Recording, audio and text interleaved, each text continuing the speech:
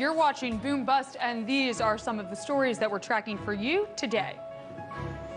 First up was Michael Lewis's new book, Flash Boys, the catalyst for a recent crackdown on high-frequency trading? Or were policymakers already looking into the matter? We look into it ourselves, coming right up. Then we have Yanis Varoufakis on today's show. Our favorite Greek economist is weighing in on the current situation in Greece and the Eurozone. Then, has the U.S. economy woken from its winter slumber? Fed watcher Tim Dewey is on the program today speaking with us about the economy coming out of hibernation, along with the black bears. No, just the economy. It's all coming up, and it all starts right now.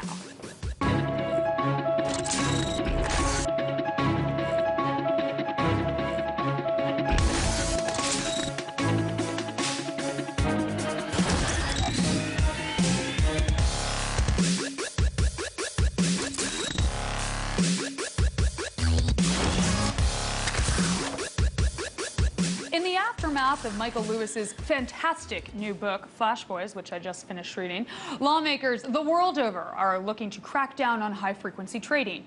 And in the European Union, regulators are poised to approve some of the toughest restrictions yet. Now, high-frequency trading grabbed headlines after the Dow Jones briefly plunged almost 1,000 points in May of 2010, known as the flash crash. Controversy returned with the publication of Lewis's new book, in which Lewis argues that the $22 trillion U.S. stock market is rigged.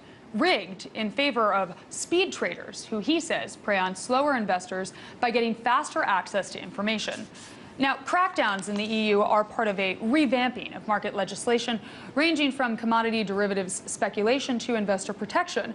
The high-speed trading limits include standards that are meant to keep price increments from securities from being too small, along with mandatory tests of trading algorithms. Now, EU Financial Services Chief Michel Barnier said, quote, "With these rules, the EU is putting in place one of the strictest set of regulations for high-frequency trading in the world. While HFT trading might bring some benefits, we need to make sure that it doesn't cause instability and isn't a source of market abuse. That's what these rules set out to achieve." Meanwhile, here in the U.S., the world's largest futures market, the Chicago Mercantile Exchange, is being sued by 3 of its users who allege that the company sold high-speed traders access to information ahead of other market participants. Now, this case was obviously filed amid government and regulatory probes examining whether high-frequency traders have an unfair advantage over their competitors. And they do. They definitely do. The question is, what are policymakers going to do about it? Now, like practically all regulation, laws surrounding high-speed trading are more reactionary than preventative. And with technology moving as fast as it does today, I think this is the best we can possibly hope for. We're not going to get much better. Now, we're trying to police a section of an industry that didn't even exist before 2005. And policymakers are playing a bit of catch-up here. But that said, I'd prefer to see them playing catch-up than doing nothing at all.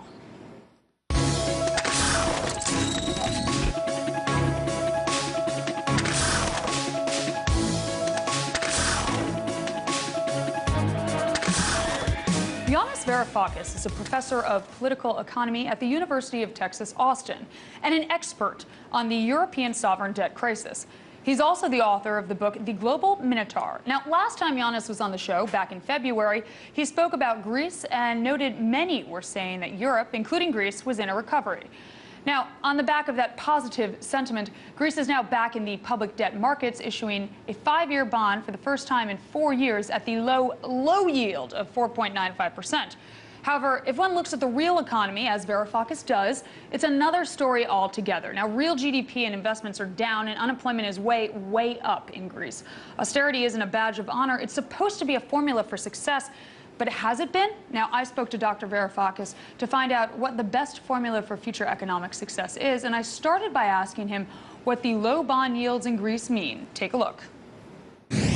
What it means is that the European Central Bank and the Berlin government have signaled to investors that even though everyone knows, it's common knowledge, that the Greek debt is unsustainable, that the Greek state is insolvent, and therefore the Greek debt will have to be haircut quite massively in the next few months or years, what they've signaled to the investors is, look, this is 3 billion euros worth of bonds, purchase them, and we promise you that those bonds are not going to be haircut. Now, if you are an investor in this era of extremely low yields, and somebody is offering you 3 billion worth of bonds with a very high interest rate by international standards of approximating 5%, you will snap them up if you have that signal from the European Central Bank in Berlin that these bonds are decoupled in an important way from the rest of the unsustainable Greek public debt. The question is, of course, why is Berlin and the European Central Bank doing this?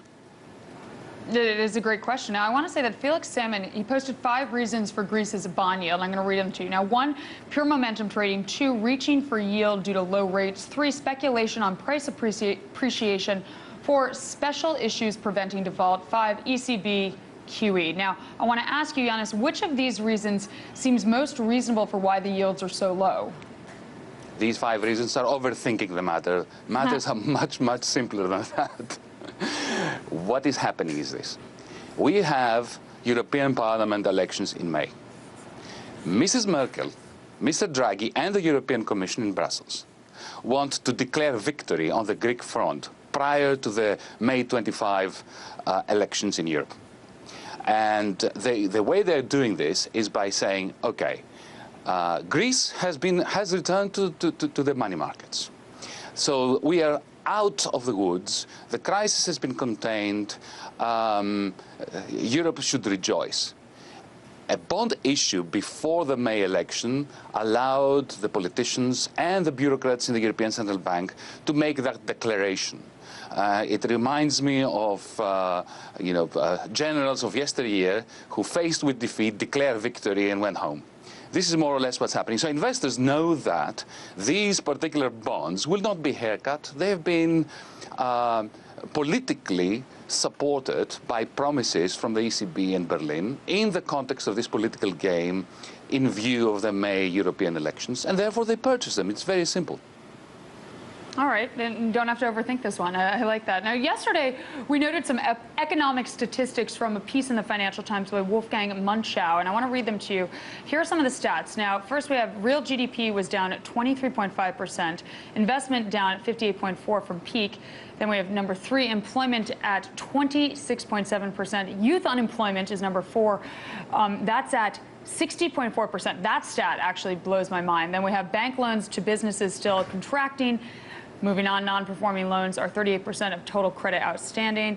2.3 million of 2.8 million Greek households with tax debt they cannot service. That's kind of a scary one. And then we have pensions are the main source of income for 48.6% of families. That's also scary. 3.5 million unemployed supporting 4.7 million employed or inactive. Excuse me, employed are supporting the unemployed or inactive.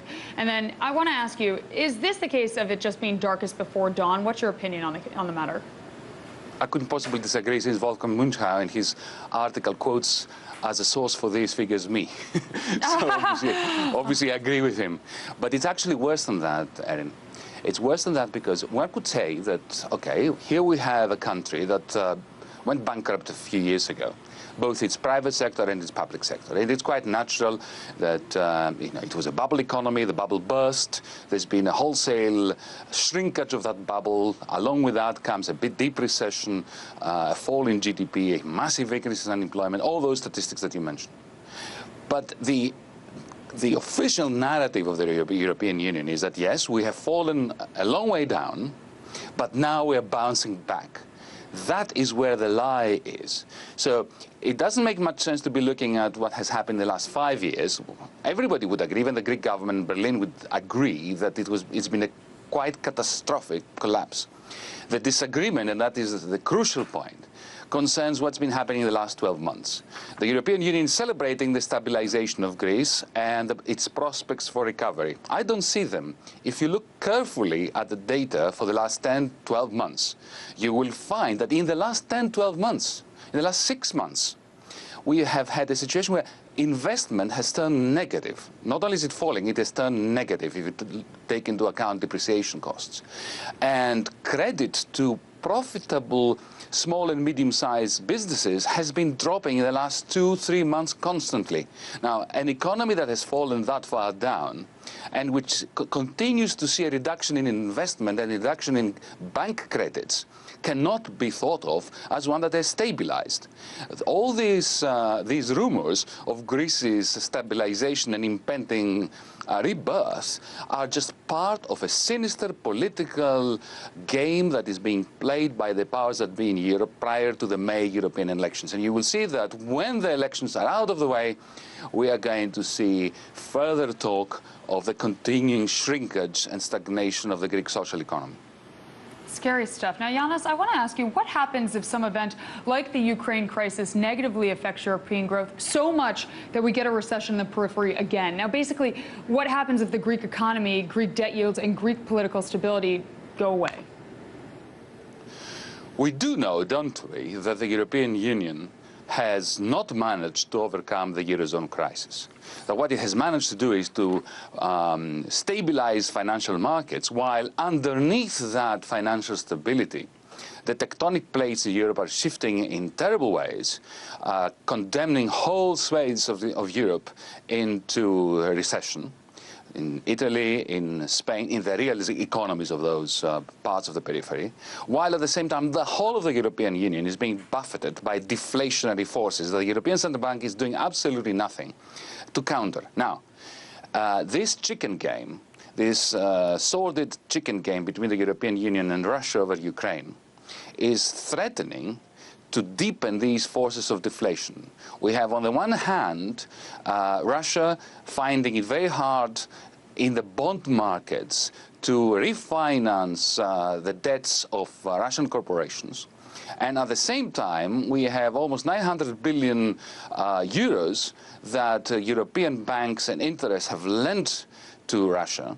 So the longer this standoff between Russia and the European Union continues, the greater the uncertainty, especially in the corporate sector of Europe, and Russia, of course, that will add to the deflationary forces that, as I said, the European Central Bank is doing absolutely nothing to counter, and which are making, let's say, Italy's public debt and Italy's, especially northern Italy's corporate sector, face deeper and deeper existential threats. That was Dr. Yanis Varoufakis, professor of political economy at the University of Texas, Austin. Time now for a very quick break, but stick around because when we return, I'm sitting down with Fed watcher Tim Dewey. Then in today's Big Deal, Edward Harrison and I are talking about the NASDAQ drop and what it means for technology. Is this a bubble or is it buy time? We'll let you know. And as we go to break, here are a look at some of your closing numbers at the bell. Stick around.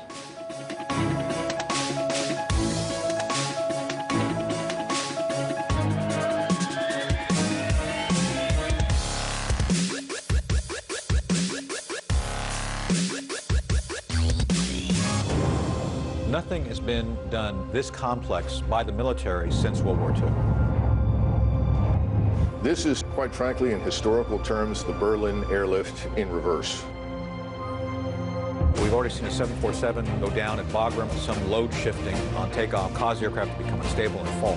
You're talking really billions of dollars to move billions of dollars worth of equipment.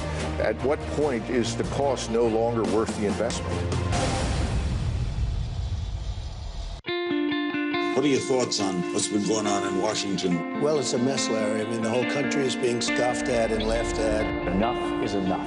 The media, the candidates, the corporatocracy, covering issues that actually affect you and me doesn't do too much for ad revenue. Biotech agriculture giant takes on a 76-year-old American farmer based in Indiana. How much fallout do you think this is going to create for the CIA? Do you think this is what's triggering the crisis? America's the largest economy in the world. It's also the largest debtor nation in the history of the world. Breaking the set is mostly about alternatives to the status quo, but one that gave real alternatives a voice. One minute they were working toward the American dream, the next they were just trying to survive the night. It's time for Americans and lawmakers in Washington to wake up and start talking about the real causes of poverty in America.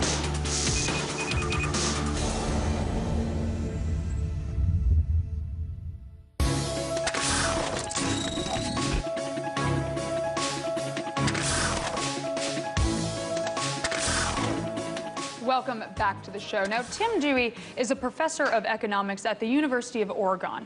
And besides professor, I would also call Tim a Fed watcher because of his blog, aptly named Tim Dewey's Fed Watch, which is widely read by analysts and market watchers interested in what the Federal Reserve is doing. Now, Tim has experience in D.C. via the Treasury and with the G7 group, and he's also a political and economic consultant for clients in the financial services industry. Now, earlier we spoke to Tim about what the U.S. economy and the Fed are doing. Now, the U.S. economy, it seems to have awakened from its winter slumber, and last week jobless claims hit a 7-year low of $300,000, and this week retail sales rose the most month-on-month in 19 months. So I asked Tim if this was catch-up after weather-skewed data, or if the U.S. economic growth really is poised to accelerate. Here's what he had to say. Well, I think that on the retail sales side, that we're doing a little bit of catch-up, but I think there is some acceleration that we're likely to see this year compared to last year. And then on the initial claims, I do think we have to be a little cautious around some of these seasonal adjustment effects. But at the same time, I think the initial claims are at relatively low levels, and again signaling solid job growth going forward. Well, that's exciting news, which we don't get very often. Now, with the tapering of large-scale asset purchases, the Fed has arguably moved to a tightening bias. Now, are you concerned that this bias could manifest itself in rate hikes before the U.S. job market has fully stabilized? I think that that is a possibility, but it also depends what you define as fully stabilized. I think the Federal Reserve is going to try to maintain what they view as relatively accommodative policy as long as possible, and I think for them that means until they have more signs that inflation is a real concern. Now, Tim, given the composition of the Federal Reserve's Open Market Committee, do you think the Fed's reaction function could become increasingly hawkish if the data turns bullish as the year progresses? Yes, I do worry sometimes, or in fact I worry quite a bit, that the Fed is on something of a knife edge. They tend to be very concerned that inflationary pressures emerge as the unemployment rate falls, and I think that as long as it was above 6.5%, they're not terribly worried about it, but as we move lower and lower, I think they will be increasingly concerned about that. However, they've been willing to accept this labor slack story, that the unemployment rate isn't telling the whole story, that there's significant amounts of underemployment, and as a result, they've been able to control the willingness to increase rate hikes. I think as we go further, I do think that if the unemployment drops substantially from here, they'll be increasingly nervous and watching for signs that inflation is about to start to take up. And I think you could see those signs, or where they might see those signs, is looking at the wage growth data, which has been in many ways relatively tame. But if you started to see, I think, some increases there, the Federal Reserve could get much more nervous about the stability of their inflation forecast quickly. Now, Jeremy Stein, who made the reaching for yield issue a focus for the Fed, has now left the Fed to return to academia. However, the Fed now seems to have added a third mandate of financial stability to its two existing ones, of course, of price stability and maximizing employment. So I want to ask you, do you think it's dangerous for the Fed to embark on this new path without making it explicit that preventing market excess is now a primary policy goal? Right. So I don't think that they have explained very well how financial stability concerns are working into their decision-making process, and I would like to see more of that. I think they're not. I think that those concerns are definitely impacting the decision-making process, and I think we saw that with the issue of the taper. Despite relatively low inflation, despite their claims of concerns about the job market, they still continued forward with the tapering the asset purchases. And I think the reason for that, and when we look back, is that they had some financial stability concerns. I don't think they have outlined those very well. Now, I don't know if that's the primary concern at this point. Now that they've moved to this asset purchase program, I think that they are refocused on inflation and unemployment. But there is a possibility that concern is keeping policy a little bit more hawkish than would otherwise be the case. Now, Tim, I want to play a devil's advocate here. So let me read some stats for you. 75% of recent stock market debuts have been from loss-making firms like Box and Twitter, and some tech companies are trading at 50 times revenue. And we see triple-digit PE ratios for Facebook, Amazon, LinkedIn, and Netflix. And the NASDAQ is still trading at around twice the average PE multiple as the S&P 500 index, and cyclically adjusted PE ratios are about 50% above mean. So doesn't that say there's a lot of market froth? And if so, why shouldn't the Fed be worried about its easy money policies causing that froth? I think, and we've seen comments from federal officials that Federal Reserve officials that they are watching these issues, the valuation of the stock market. In some cases, maybe those valuations look a little bit stretched. I think the Federal Reserve is hesitant to declare that asset prices are out of whack. I think they're more likely to try to find sources or issues of what they view as excessive leverage in credit markets, rather than focus too greatly on stock market valuations when they're making their monetary policy decisions. Now, Tim, is monetary policy even the right tool to deal with today's problems? And let me ask you this question a different way. Now, Larry Summers and a lot of other people are talking about secular stagnation and openly musing about long-term problems in the U.S. economy. So why are cyclical tools like monetary policy being used to deal with a secular problem like income inequality and low household income growth?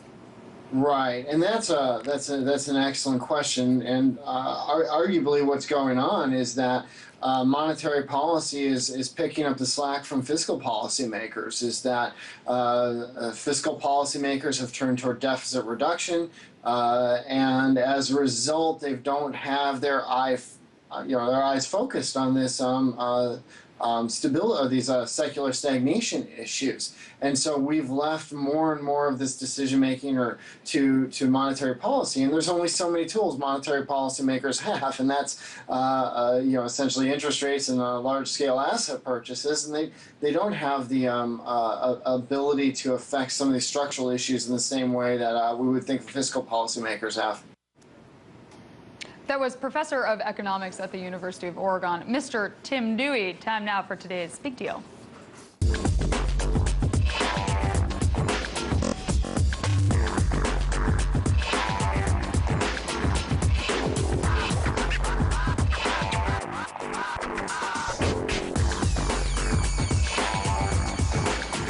Deal time with the wonderful Edward Harrison. And now today, Ed and I are talking about the NASDAQ drop and what it means for the world of technology. Now, in 2013, the NASDAQ rose 38.3%, but as the Fed begins to taper its asset purchase program, otherwise known as quantitative easing, we all know that, now it has started to lose some momentum and slow down quite a bit. Now, last Thursday, the NASDAQ saw its biggest single-day drop in 2.5 years. The question now is, does all of this point to an overvaluation of the tech market? So, Ed, I want to ask you, what's going on here? And can you tell me about the NASDAQ's performance over the past couple of years and where it stands today? Well, the overall market was up over 30% last year. That's S&P 500, and the NASDAQ has seen a lot of high flyers within that. Basically, last year, a lot of what we saw was multiple expansion. It wasn't the fact that earnings were up significantly. It was more that the market, the PE ratios in the market are going higher. And so when the Fed decided to taper in December, you had a confluence of events that is, huge appreciation, all focused on multiple appreciation, and the Fed turning to a sort of tightening bias. That came to a head finally, and people are looking for a 10% correction, which we haven't seen in about 3 years. Yeah, I mean, it's time. It's definitely due. Now, some say this is a bubble, while others say that, man, this is definitely time to buy. Where do you stand? Well, I think that, there's sectors of the economy that have bubbles. We have, I think, a few stocks here that we can take a look at. Let's think about Amazon, LinkedIn, Facebook. Those are some of the big stocks. If we can bring up the graph, that'd be great for some of these. There it is. Basically, here's Amazon. And you know, the PE ratio for Amazon is over 500 times earnings. Whoa. That's after it's already fallen by a significant amount. If you look at Netflix, for instance, the PE ratio there is over 170 times earnings. That's another stock that you could consider a bubble stock.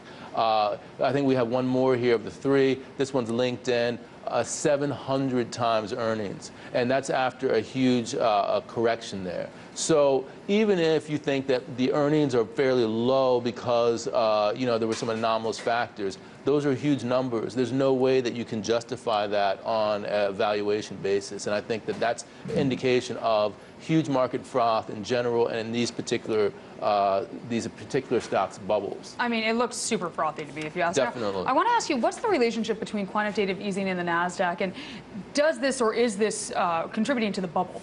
Well, my view is basically quantitative easing is a signal. It's not necessarily that the Fed is actually adding net financial assets to the private sector, because quantitative easing is a swap of reserve assets for existing financial assets. What it does, though, however, is it signals that the Fed is going to remain accommodative. That means that they're not going to increase rates at any time soon, and therefore it gives people a risk-on signal. That says to them, we can leverage up, we can move into risk assets without having to pay any penalty. So that means that we can actually deploy our money, leverage it up, and get extra juice for it without having to worry about the risk of the Fed, taking the punch bowl away. Now, I want to ask you about the other stocks on the other side of this spectrum, things like Apple, Tesla, Google. What's going on there? Well, I wouldn't put Tesla on that. But Tesla first, yeah. I would say that Tesla is actually, an example of the bubble because they have no earnings. But I love Tesla, so you I'm can see the thing. There we go. It's gone up like 5 times in the last year. Wow. But if you look at those other stocks that you were talking about, like Apple,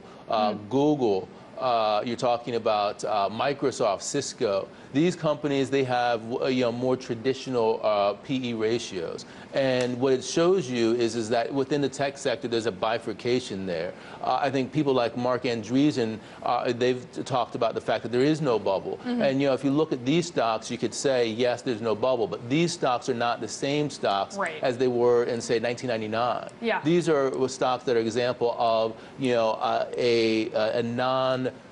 these are more value stocks, more traditional S&P stocks. They're not like high flyers anymore. There's no huge upside in terms of growth in those stocks, and that's why their PE ratios are low. The new blue chips, if you will. Exactly, the new blue chips. Now, I want to ask you, let's say hypothetically, Ed, this is a bubble.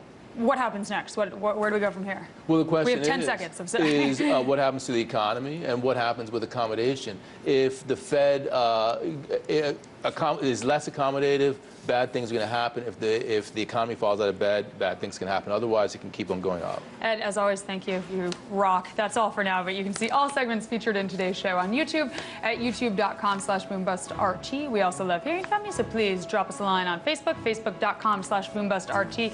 Please tweet at us as well at Aaron8, at Edward NH. From all of us here at Boom Bust, thank you for watching. Catch you next time. Ciao.